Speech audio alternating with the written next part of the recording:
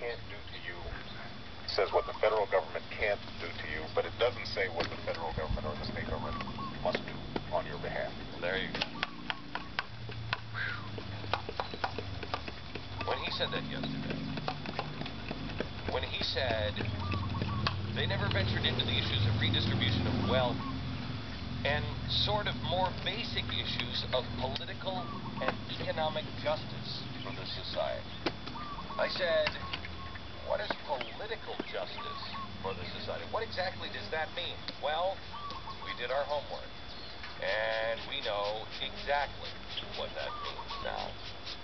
From 2007, a speech given at Planned Parenthood.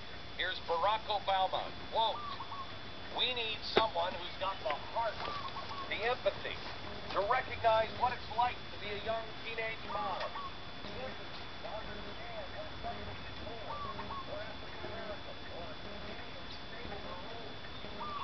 We need someone with that heart, and that is the criteria I'm going to be selecting my new judges." Excuse me? Justice is blind.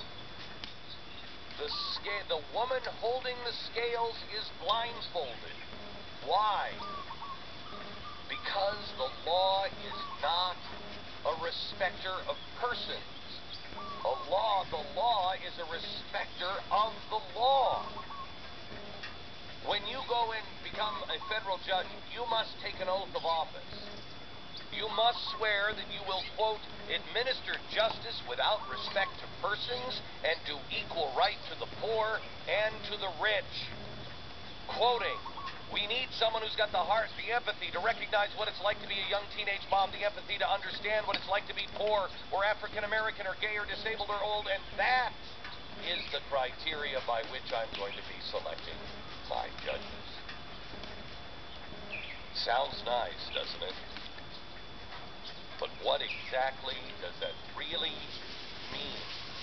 Do we really want judges who decide court cases based on who you are?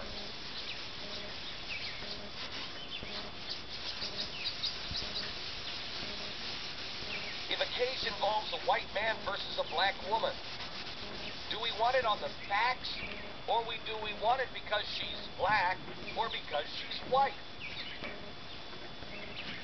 Should the judge decide the case differently if both litigants are of the same race, or same sex, or same income?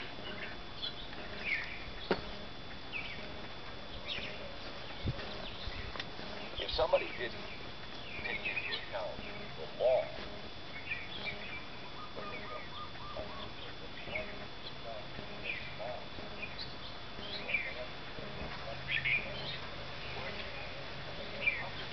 what it's like to be an African American.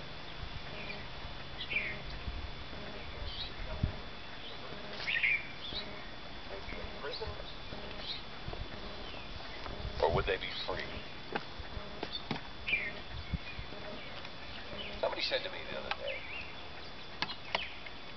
"Oh, Barack Obama, he's trashing the Constitution." Well, didn't George Bush trash the Constitution? Let me ask you this. Is that really where we're at in America? Because this is what I usually say in conversations where this happens. I don't care who started it. Stop hitting your sister. You see what I'm saying? Are we really having a 4-year-old conversation? At least many Republicans are admitting, holy cow, what has happened? What did we unleash?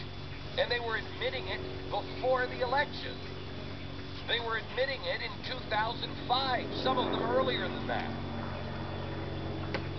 That's why nobody's running away with this. That's why nobody's excited on the Republican side, because you have yet to find the one person who says, holy cow, did we sell out our principles? So let me ask those who might be in the sound of my voice. If I I give you the George Bush would say, yeah.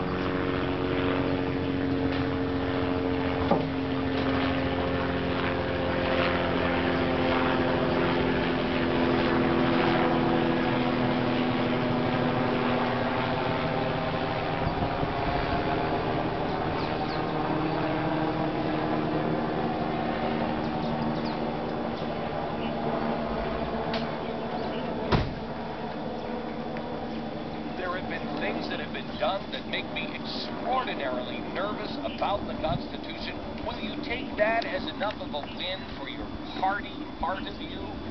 And now let's just talk about our country. Please.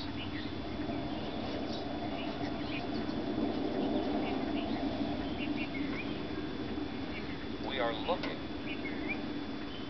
at a totally different concept. We're not talking about the people that he surrounded himself with. We're talking about his words. You didn't listen when we said, listen to what the people around him are saying. He's not saying it. You respond, he's not saying it. Well, now he is. Now he is. We're talking about fairness. It is not the government's job to distribute fairness. That is your job. That is my job. How much more? How much more are we going to give Barack Obama? How much more are we going to give the leftists? I am not, I am not anti-Democrat. I am anti-leftist. Where are the Democrats? Where are the Democrats that love our Constitution just as much as I do? I know they exist. I believe that they are in the majority. Do you want a win this badly? I don't. I don't. If it were me, I couldn't do it. If my candidate was so far right that he was talking about taking rights away and talking about being the great equalizer of justice, if he was espousing the words of, I don't even know, this man is espousing and using the language of Saul Alinsky. He is using the language of communists. I'm sorry.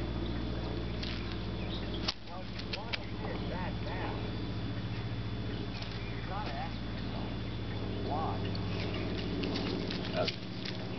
What's important?